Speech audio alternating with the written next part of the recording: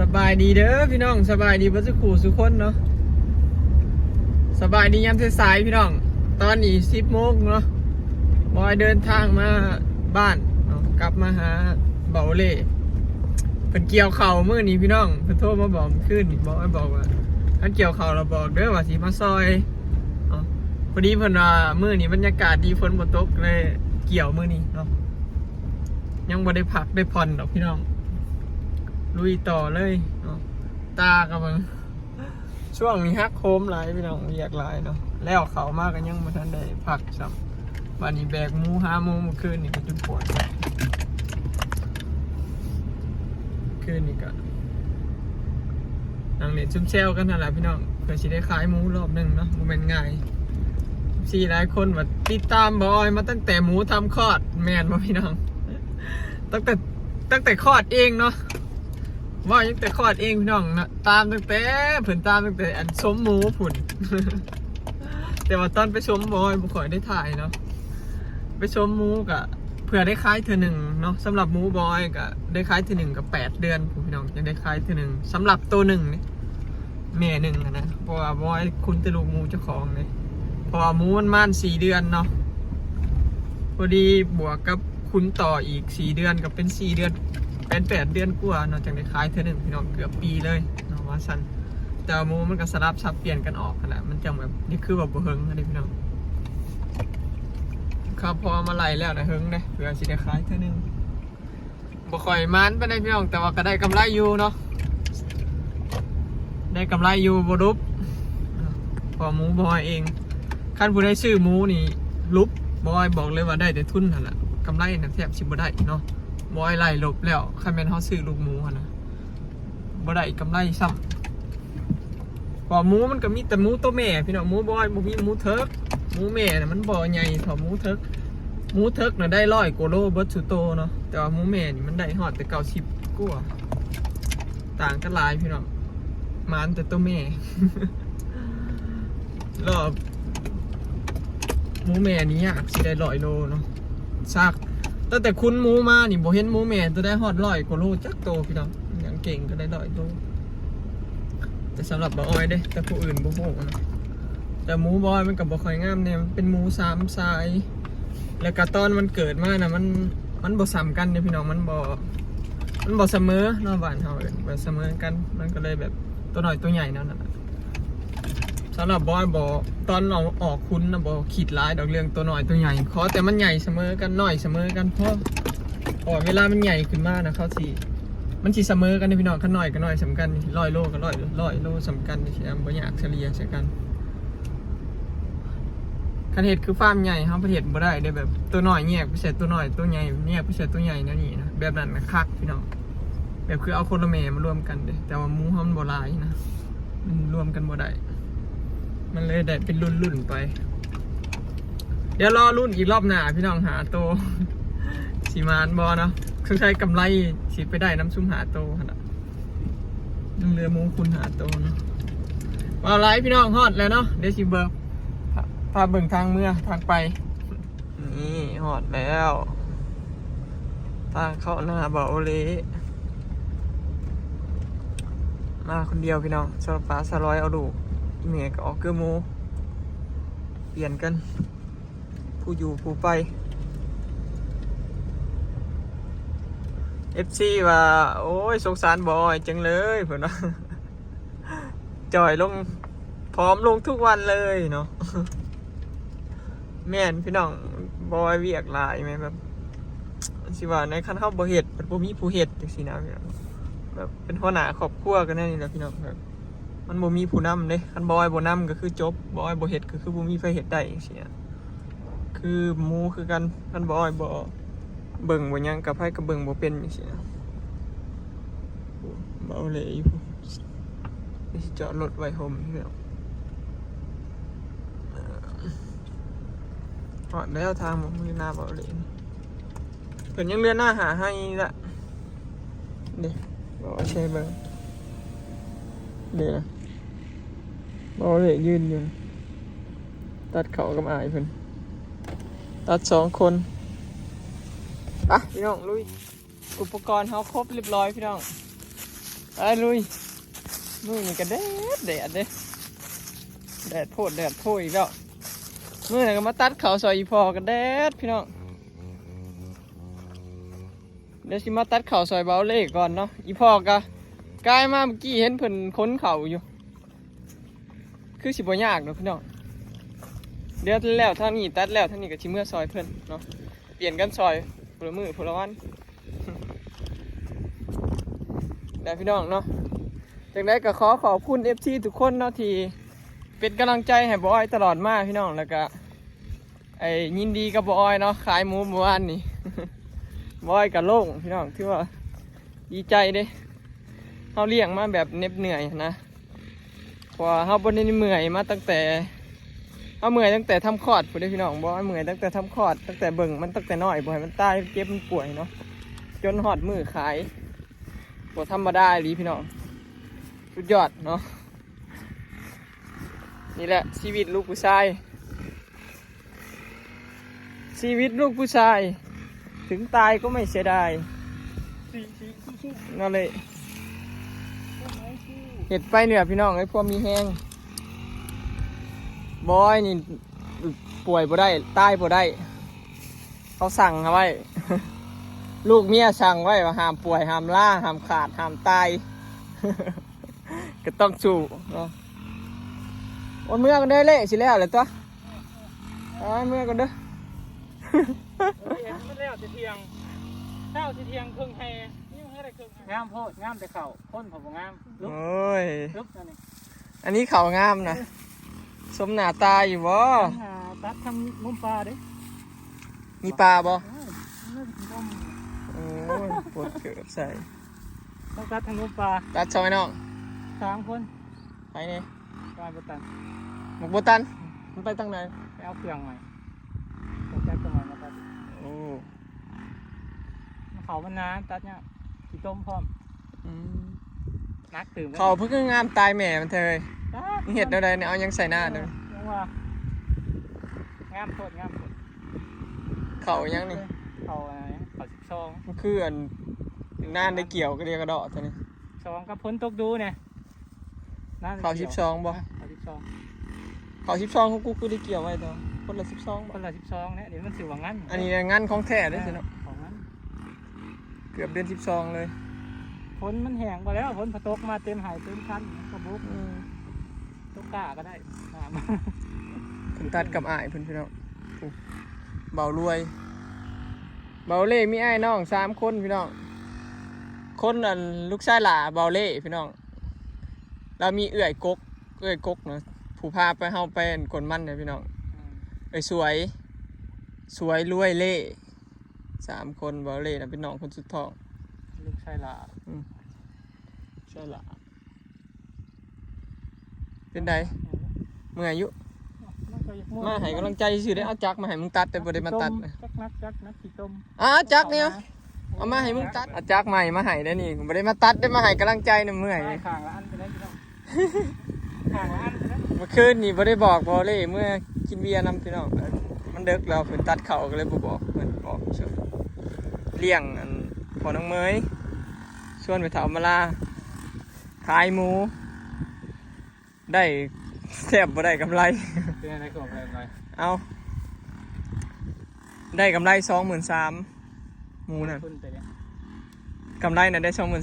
รายได้23,000หักออกแล้ววันนั้น ทุนน่ะ30,000ปลายเงินน่ะได้57,000ก็ได้กำไร23,000 เกือบ ถ้าแม่นกูขายลูกหมูตอนนั้นน่ะสิได้อยู่28,000นั่นมึงว่าได้ซะ ห้อยมันกระทุบ กันนั่นแหล้วมันเบิ่นว่าลุบแต่มันบ่ได้กำไรว่านั่นนี่จ้ะบ่ได้กำไรคุณได้กำไรลูกหมูเฮาว่านั่นนั่น ตัวเนี้ยลูกหมูไปซื้อ ก็เป็นกำไรล้วนๆที่เดือนนะก็คือ23,000นี่ก็คือเป็นของเฮาล้วนๆแบบ ราคามันตกกว่าเดิม สุดเลยต่ำสุดเลยในรอบ 2-3 ปี เป็นบาท 3 ปีแล้วห้อยบ่ฮอด50 บาท พวกซื้อหมูมาคุณนี่ บ่ได้บ่ว่าง่ายๆถ้าไปซื้อหมูน่ะบ่ได้คันได้ก็รักกับกำไรดำ 1,000-2,000 ลงทุนเต็มปลาย คือกูได้เฮ็ดตะกี้นั่นแหละ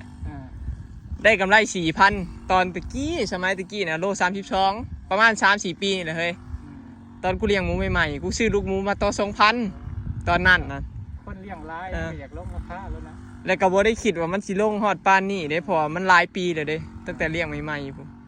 บ้านนี้แต่ก็ปีมันก็ลงฮอดแต่30ปลายบ่ฮอด32 3แบบ36 37 38 39อีกทีนะเฮ้ยมันลงสุดเท่านี้บ้านนี้มันฟาดแบบเจอวิกฤตเอิ้นว่าวิกฤตซะไปคนซื้อก็บ่มีหายากอันหมูกูนี่ก็เขามาซื้อย้อนว่ามันงามไดกับน้ำหนักมันบ่เกินเกณฑ์มันแบบเขาอยากได้หลักร้อยลงมาเขาบ่อยากได้หลักร้อยขึ้นเขาอยากได้หลักร้อยคันร้อย20-30ไปเขาบ่อยากได้เด้อหมูแก่แต่ว่าพวกฟาร์มใหญ่เขาซื้อ 33,000 กีบอันนี้32กูขายมาฟาร์มใหญ่นะหาทางออกบ่ได้หมูอังเต็มทีบอยู่เดี๋ยวนี้เขายังลูกค้าประจำเขาก็ขายบ่ได้เขาก็บ่ได้มาจับเลย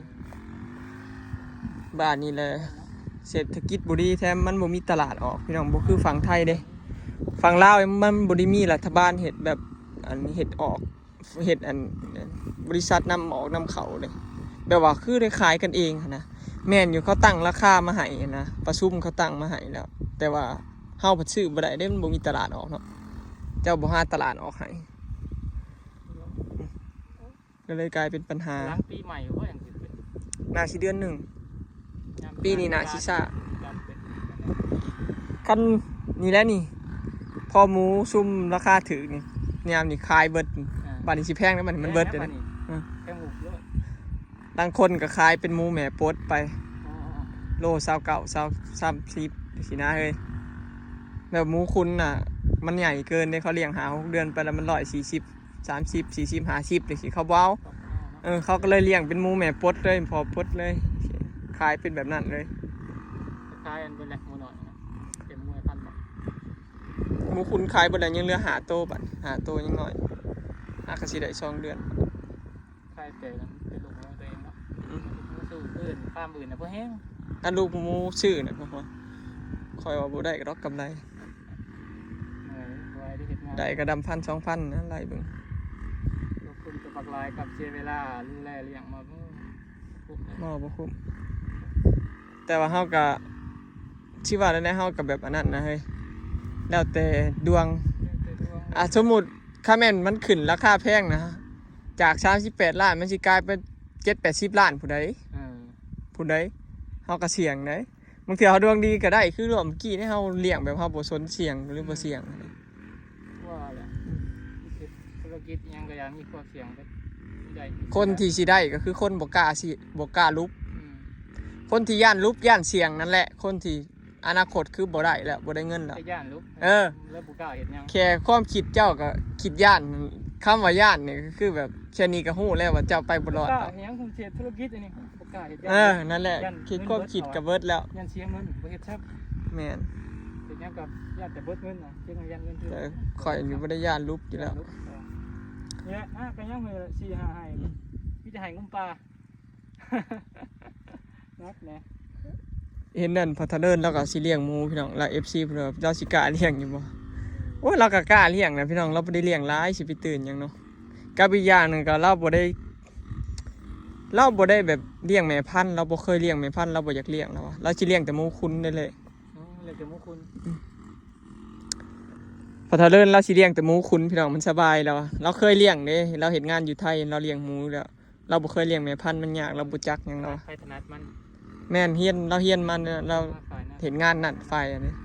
เพราะว่าเขาเลี้ยงหมูอยู่ไทยส่วนหลายเขาสิบ่เลี้ยงรวมกันเลยคือเลี้ยงแม่พันธุ์ก็คือมีแต่แม่พันธุ์คุณก็ต้องแม่นมันยากฟาร์มไปฟาร์มมันเลยแม่นหรือบางฟาร์มเขาก็บางฟาร์มใหญ่เขาก็บ่มีหมูแม่พันธุ์เลยคือมีแต่หมูคุ้นเบิดเลยเขาจะรักเขาสิเลี้ยงแล้วนั่นยากอยู่เลยมันปวดหัวเขาเด้ชั่วโมงเดียวมันสับสนกับอีกอย่างนึงก็คันเฮาคุ้นหมูอย่างเดียวนี่สิสบายเด้อเฮ้ยเขาบ่ได้ไปวนน้ำแม่พันธุ์เนาะ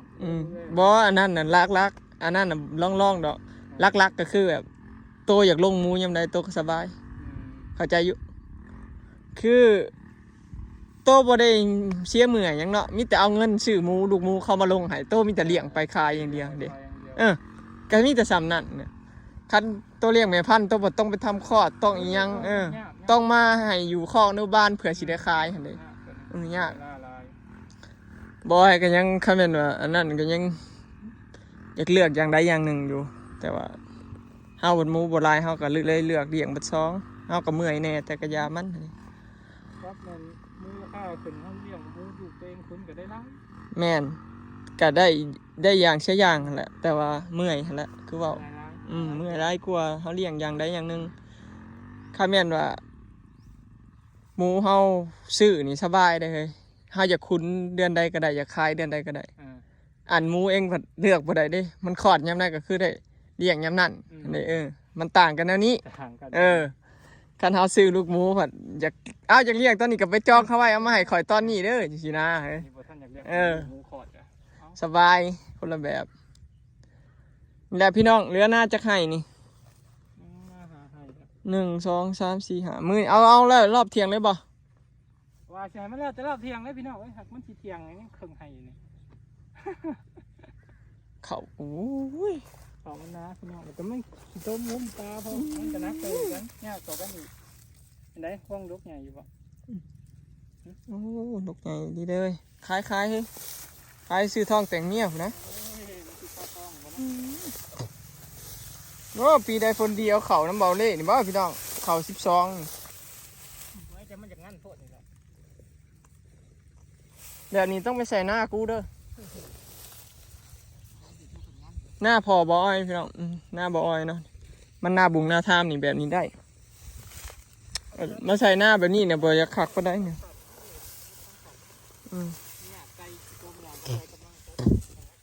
เป็นได้เฮ้ยไหวบ่ชูนิ้วขึ้นมาด้วยจัก3 นิ้วมีแต่2 นิ้วโหรวยไหวเอาแล้วครับเถียงนั่นแหละเฮ็ดมาเบิ่งฝีมือเบาได้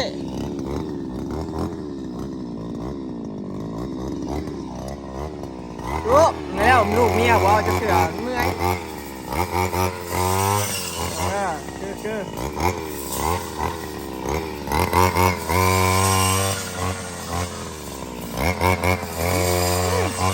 มีใครอยากได้เป็นลูกเขยบ่เฮ็ดจำมึงนึกจักบาท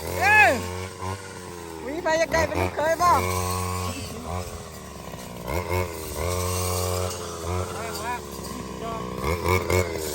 ว่างแม่ห้างแม่ไม้เอาเบิดลูกติดแห่งคักบ่ยากเลี้ยงลูกบ่เล่เอาเบิดพี่น้องหมักเบิดบ่ติว่าลูกแม่ห้างแม่ไม้ผัวตายผัวปะบ่ติมีลูกมาให้พร้อมติดแห่งคักจังบ่ยากเลี้ยงได้ลูกใหญ่ๆมาแห่งคักพี่น้อง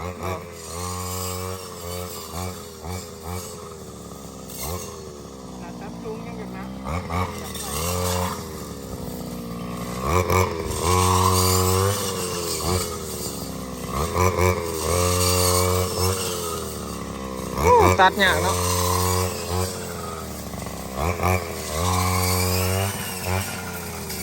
ตัดยากเลย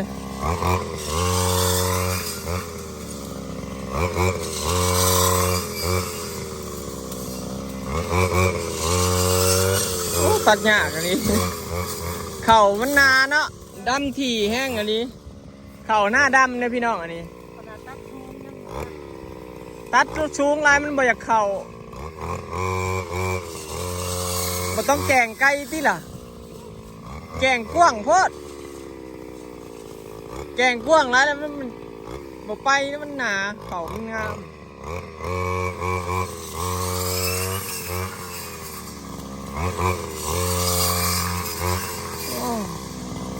มันบ่ขาดสักมันบ่ต้องแกงกว้างก็ได้เฮ้ยมันบ่เข่าบ่กว้างปานนี้ก็ได้เลยเบิ่งไปหมดเข่ามึงมันถี่อยู่แล้วกกมันถี่แล้วมันบ่ลงร่องดอกตัดบางกับตัดบ่หนาครับแล้วพี่น้องเนาะเดี๋ยวสิลุยก่อนบัดนี้เร่งให้มันแล้วครับเที่ยงเลยบ่ต้องกินข้าวเนาะ